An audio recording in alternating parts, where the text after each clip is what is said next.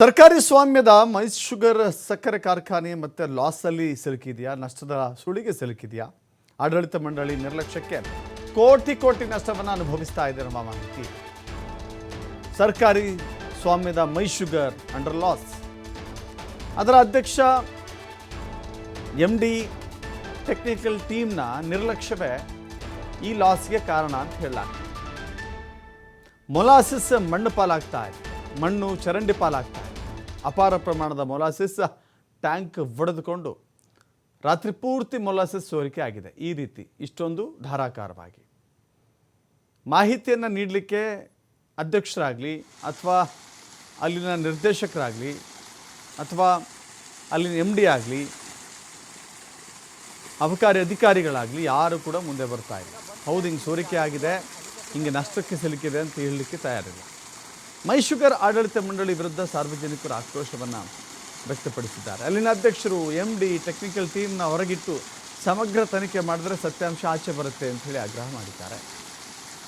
Mandya DC ಸೇರಿದಂತೆ ಸರ್ಕಾರದ ಹಿರಿಯ ಅಧಿಕಾರಿಗಳಿಗೆ ದೂರು ನೀಡಲಾಗಿದೆ. ನಗರಸಭೆಯ ಮಾಜಿ ಸದಸ್ಯ ಶಿವಕುಮಾರ್ ಎಂಬುವರಿಂದ ದೂರು ಸಲ್ಲಿಕೆಯಾಗಿದೆ.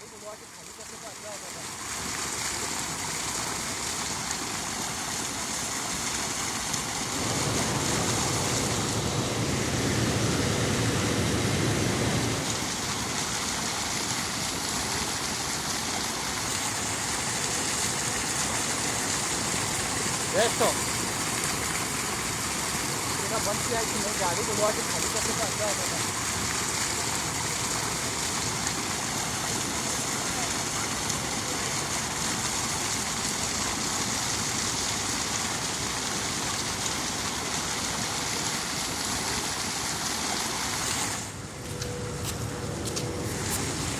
ನೋಡಿ, ಇದು ಮೈಸ್ ಶುಗರ್ ಸಕ್ಕರೆ ಕಾರ್ಖಾನೆ. ನಾವು ಸುಖ ಸುಮ್ಮನೆ ನಷ್ಟದಲ್ಲಿ ಸಿಲುಕಿದೆ, ಅಧಿಕಾರಿಗಳ ನಿರ್ಲಕ್ಷ್ಯ ಅಂತ ಹೇಳಿ ಗಾಳಿಯಲ್ಲಿ ಗುಂಡೊಡೆಯುವಂಥ ಪ್ರಯತ್ನವನ್ನು ಮಾಡ್ತಾ ಇಲ್ಲ.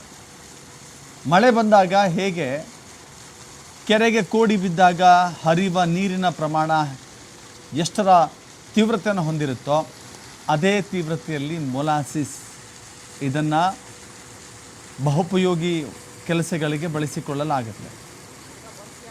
ಆದರೆ ಈ ಮೊಲಾಸಿಸ್ ವಿಚಾರವಾಗಿ ಯಾರೂ ಕೂಡ ಮಾತನಾಡಲಿಕ್ಕೆ ರೆಡಿ ಇಲ್ಲ. ಇದೇನೋ ನಿಜಾನಾ ಅಥವಾ AI ಸೃಷ್ಟಿ ಮಾಡಿರುವಂಥ ವಿಡಿಯೋನಾ ಅನ್ನೋ ರೀತಿಯಲ್ಲಿ ಅದನ್ನು ನಿರ್ಲಕ್ಷ್ಯ ಮಾಡಿದ್ರೆ ಅಲ್ಲಿಗೆ ಯಾರು ಕೂಡ ಅದನ್ನು ಮರೆತು ಬಿಡ್ತಾರೆ ಎನ್ನುವ ನೀತಿಯಿಂದ ಅಲ್ಲಿನ ಅಧ್ಯಕ್ಷರು ಮತ್ತು ಆಡಳಿತ ವರ್ಗ ನಡವಳಿಕೆಯನ್ನು ತೋರಿಸ್ತಾ ಇದೆ.